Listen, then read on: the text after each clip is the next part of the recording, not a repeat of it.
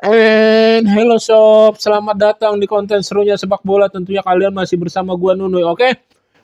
I'm sorry sob, gue minta maaf karena nggak langsung bahas konten serunya sepak bola Indonesia di mana pertandingan 2 malam yang lalu yaitu Indonesia dihancur leburkan oleh tuan rumah Australia. Perkara ya gue ada kegiatan perihal rumah sakit, harus check up, kontrol bolak-balik, jadinya harus mendahulukan dan berusaha menstabilkan kegiatan yang itu dulu, baru membuat konten lagi, fokus membuat konten kembali, oke? Dan sekarang waktunya gue membuat konten untuk kalian semuanya, sob, oke? Masuk ke pembahasan yaitu Indonesia. Yang gue digadang-gadang di konten sebelumnya, gue berharap banget bisa mendapatkan hasil seri, ternyata harus hancur lebur kalah 5-1 dari Australia. Dan feeling gua tentang Ole Romeni mencetak gol di laga debutnya, alhamdulillah benar gitu. Emang ada firasat positif tentang performa pertama Ole Romeni di timnas Garuda. Oke sob, sebetulnya sampai di dalam pertandingan, di awal pertandingan sampai menit Kevin Dix dapat penalti berapa belas menit, 17, 16, 15 ya segitulah. Indonesia bermain lebih baik, lebih bagus daripada Australia. Terserah pendapat kalian semuanya. Kalau konten ini menurut floor pendapat gue ya sob ya, mengutarakan pendapat gue. Terserah kalian udah mau membandingkan dengan konten-konten yang lain, itu hak kalian gitu kan. Balik lagi lanjut, Kevin Dix gagal penalti itu ya menurut gue ya bisa dibilang berpengaruh untuk permainan dan mental Indonesia sendiri, dan berpengaruh untuk mental para pemain Australia. Dan Australia berhasil unggul pertama lewat titik putih, lewat pelanggarannya si Nathan. Ya jelas itu pelanggaran menurut gua, VAR ada kaitan, penalti, jelas ada tarikan juga, ada rekatan tangan Nathan ke badannya pemain Australia. Pemain Australia kan ada insiden mendapatkan bola, ya ada keunggulan untuk mendapatkan bola dan dia jatuh, ya jelas itu pelanggaran. Martin Paes di kecoh dengan baik.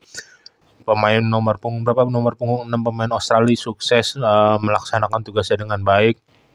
Gol kedua pemain Australia, gol kedua pemain Australia ya lahir dari Max Hilger yang udah out position, menjaga nomor 7 pemain Australia. Dia berdiri bebas. Max Hilger tadinya pengen membantu bola-bola yang udah pengen ditutup oleh siapa namanya, Cap Bang Jai, terus Tom Hai kan lagi berduel tuh ya, terus dia pengen membantu menutup, tapi yang nomor 7 ini jadi kosong, masuk ke dalam, dia cut inside ke dalam, bolanya di drop ball ke yang nomor 7 ini, jadi 1 by 1 sama Martin Paes. Ya gawang udah kebuka,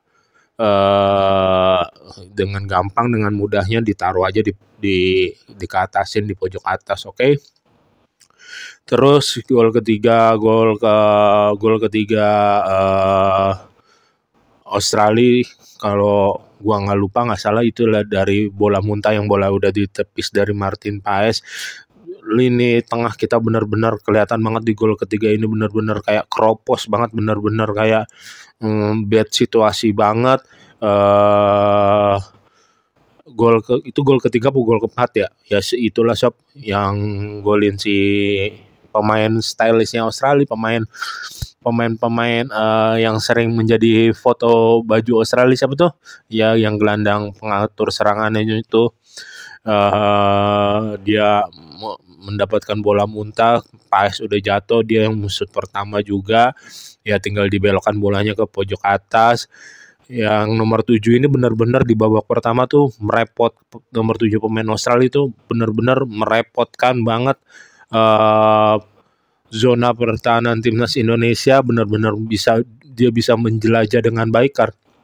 Padahal itu bukan kabarnya bukan pemain pilihan pertama timnas Australia kan timnas Australia sendiri lagi didera badai cedera dan memainkan beberapa pemain cadangannya. Namun ya tim ini udah set up, udah settle, udah jadi gitu. Udah bermain sesuai apa ya? Sesuai porsinya, sesuai formasinya, sesuai skemanya ya tim ini udah terbentuk gitu. Dan ya seharusnya kita menghadapi Australia juga nggak boleh seterbuka itu. Australia aja jadi kebalikannya bermain melawan kita gitu. Jadi Australia yang sebagai tuan rumah jadi bermain reaksi football, kita yang sebagai tim tamu datang bermain di kandangnya Australia, kita bermain attacking gitu. Kita harus melihat gitu, Australia peringkat berapa sih? Peringkat 20, 25 dunia. Ya harus berkaca gitu.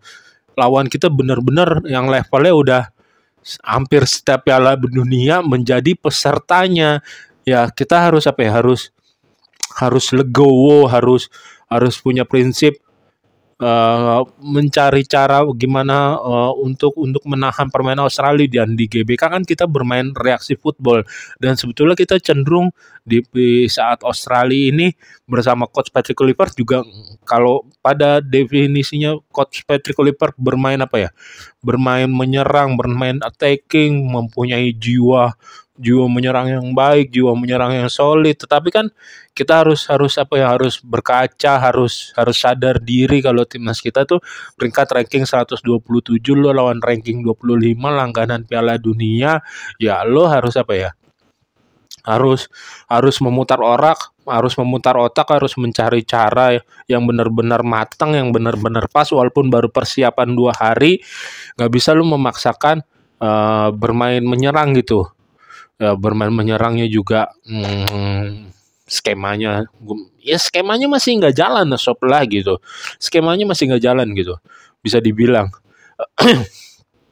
Ya babak pertama kita murni main walaupun di skema di formasi 4-4-3, 4-3-3 kan, tapi kita lebih banyak main 4-4-2 dengan Strike dan Ole di depan, yang pemain baru debutan itu mundur ke belakang di lini keduanya, sedangkan si Verdong kan di sebagai back sayap. Kadang-kadang dia bermain sebagai 3 back, dia menjadi orang 3 back di posisi kiri yang terakhir gitu. Apalagi di babak kedua Verdong benar-benar bermain 3 back sebagai CB di back kiri gitu.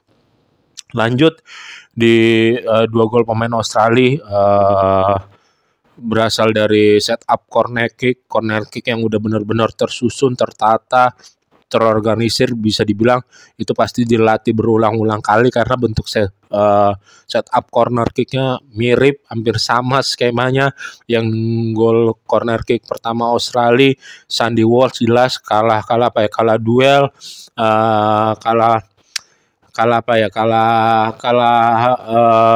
kalah berduel dengan pemain Australia, sehingga dia ketinggalan 2 langkah selangkah. Pemain Australia free header masuk gol ke gawang Martin Paes.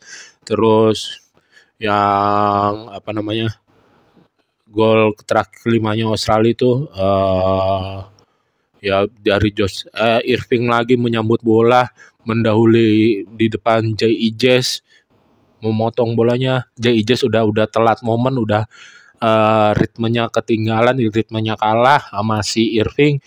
Irving mencetak 2 gol ke gawang Indonesia, sedangkan gol Indonesia ditutup dengan lagi-lagi itu bisa dibilang ya skill individu oleh Romeni, pemain debutan yang menonjol, yang nilainya paling tinggi di antara ranking pemain Indonesia yang lainnya. Oleh Romeni bergerak di sisi kanan, di sisi kiri, di sisi tengah, semuanya ada. Kalau dilihat di bentuk lapangan tuh ada daya jelajahnya oleh Romeni dalam membangun serangan. Bahkan ada peluang siapa tuh ya, yang oleh Romeni bergerak di sisi kiri. Oh, siapa yang di era Kotsin nggak dibawa, bukan yang nggak dibawa, sering nggak dipakai tuh, nyaris aja dia bisa mencetak gol.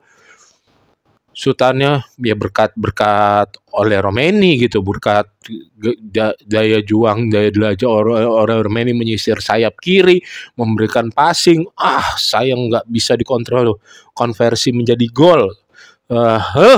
Gregetan gua. Si Dan James ya cukup baik, nggak bisa dibilang jelek dalam laga debutnya.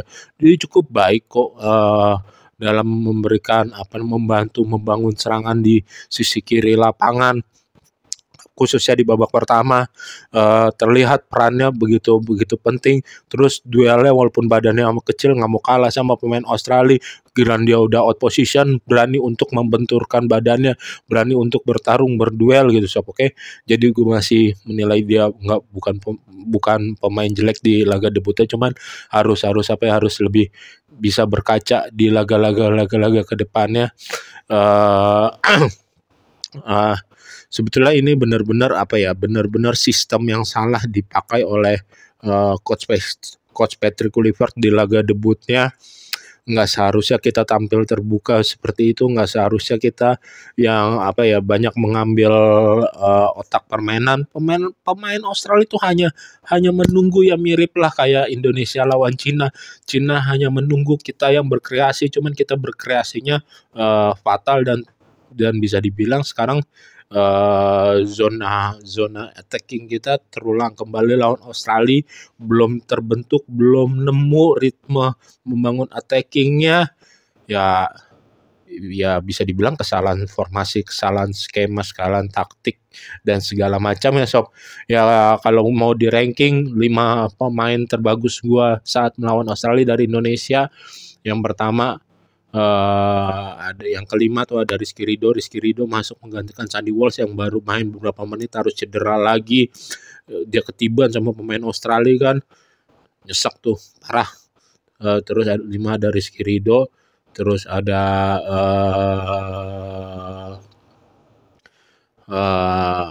bisa dibilang ada Bang Jai lah. Bang Jai, menurut gua Bang Jai masih cukup bagus. Sayang dia nggak nyetel aja, belum nyetel sama Messilger. Ya banyak di sosial media kan akhirnya kalau Rizky Ridho masuk bagus, Rizky Ridho masuk langsung nyetel, karena Rizky Ridho udah berapa menit tampil terus sama Bang Jai dari pertandingan sebelum, sedangkan Messilger jarang banget dipasangkan, diduetkan bersama Bang Jai. Tetapi kalau membahas masalah kualitas, ya gue masih lebih bagusan Messilger lah dibanding Rizky Ridho yang baca-baca komentar-komentar nyeleneh tentang membandingkan Rizky Ridho dan Messilger. Ya perlu dipikir ulang lah gitu. Oke. Terus Bang Jai.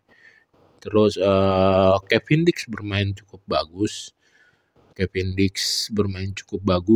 Terus Verdong, Ugolang, Rizky Ridho, terus siapa? Dean James sebagai laga debutnya layak lah dimasukkan. Terus Kevin Dix, terus Verdong dan Ole Romeni yang layak menjadi top player di timnas Indonesia saat melawan Australia. Oke sob, di konten sekarang gitu aja. Di konten ini semoga timnas kita bisa berbenah untuk melawan Bahrain.